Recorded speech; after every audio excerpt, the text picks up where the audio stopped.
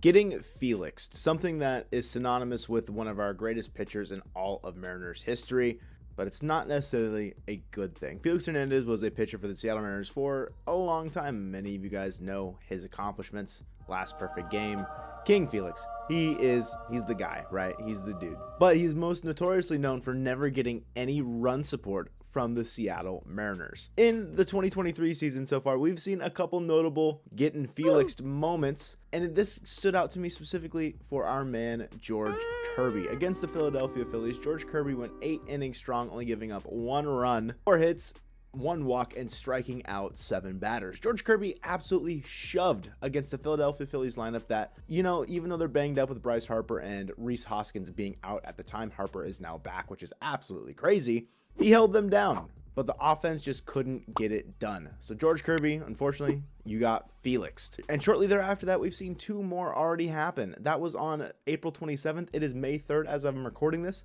Easton McGee got Felixed against the Blue Jays. Bryce Miller in his debut got Felixed against the Oakland Athletics. The Mariners offense could not put up any runs in those games for our 2 young guys coming up, making their major league start debuts. Both shoved, by the way. Getting Felixed is where your team just gives the starting pitcher no run support. We've kind of already gone over that.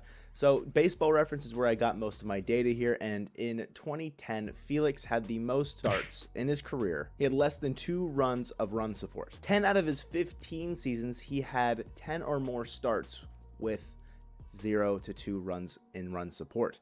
His stat line for 2010, he went 2-10 over those 15 starts with a 2.84 ERA, 2 complete games, 107 2/3 innings pitched with a 1.105 whip. And did I mention that this was the year that Felix won the Cy Young Award, by the way? Even with this little amount of run support, Felix still managed to take home the most prestigious award for a pitcher in baseball. Felix absolutely shoved when he was getting no run support, and that was very similar to what happened to George Kirby against the Philadelphia Phillies. Dude looked absolutely comfortable out on the mound. Sorry, got a little too comfortable, just like George Kirby did on the mound. Got too comfortable in my Foco reversible team camo hoodies. Make sure to check out Foco. Link will be in the description down below. Make sure you use code Mariner Mojo 10 and check out to pick up one of these comfortable hoodies, bro. It's fleece. I'm straight snoozing in this thing. But George Kirby, again, masterclass on the mound, complete game with a loss. Never something that you want to see. So I also went on StatMuse, and I kind of wanted to see where the Mariners' whole records would look like with this little amount of run support. So getting Felix not only impacts the pitcher, but it impacts the team, because you're not scoring any runs. You're not going to win many games. And in 2010, the Mariners had 72 games where they scored less than 2 runs. They went 12-60 in those games. You're not going to win many games if you're scoring less than 2 runs, but 12-60?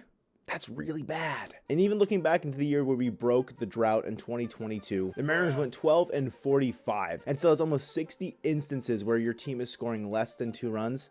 It's just not super sustainable to have a winning record, a winning ball club all the time if your offense can't get it going. And so far in 2023, the Mariners, at the time I wrote these stats down, were 1-4 when scoring less than 2 runs. But we know now that they're 2-4. Shout out to AJ Pollock and Jarred Kelenic against the Oakland Athletics in the first game of that series. Miller, he got Felixed. Didn't get a loss for it, gets a no decision, but he did get Felix because he didn't get any run support. He got 2 by the end of the game, but it's just not conducive to a winning team if you can't score those runs. Now in 2010, the offense looked a little different, might I add. Our OPS plus leader in 2010 was Russell Branyan. Colton, shout out to you because you're a big Russell Branyan guy. Mike Sweeney was also there. Ichiro Suzuki was 3rd on this team. Branyan and Sweeney weren't even eligible batters. I had to click the non-qualifiers here because we only had 1 qualified batter with an OPS plus over 100. It means we had 1 batter that had enough plate appearances that was above league average. It's pitiful. It's not going to happen in 2023. There's no way, no how that happens. We've got 4 guys right now over that threshold of 100, and Jarred Kelenic at 176, Cal Raleigh at 124, Julio Rodriguez at 109, and JP Crawford at 106. Ty France, Gino, and Teoscar are all hovering around 90 to 85 right now. They theoretically will be over 100 by the end of the year should they break out of their slumps. So we could be looking at 6 to 7 guys that are above league average hitters in terms of OPS plus.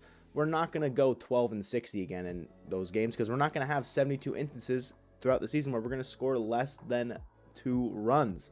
It is just something interesting to look at because we as Mariners fans have this history with no run support for our starting pitchers. And you saw it in George Kirby's face that he was just devastated that he ends up getting a loss in a complete game where he went out there and gave it his all against the Philadelphia Phillies, but his offense just could not back him up. Now, even though it feels almost like it was initiation for Bryce Miller to get Felix'd in his first MLB start during his debut, he did really well against the Oakland Athletics. 6 innings, 10 strikeouts. But I've got a video on the screen right now that Colton made before that start happened, asking the question, is Bryce Miller here to stay for the Seattle Mariners? Make sure you watch that. Thank you guys for watching this one, and go Mariners.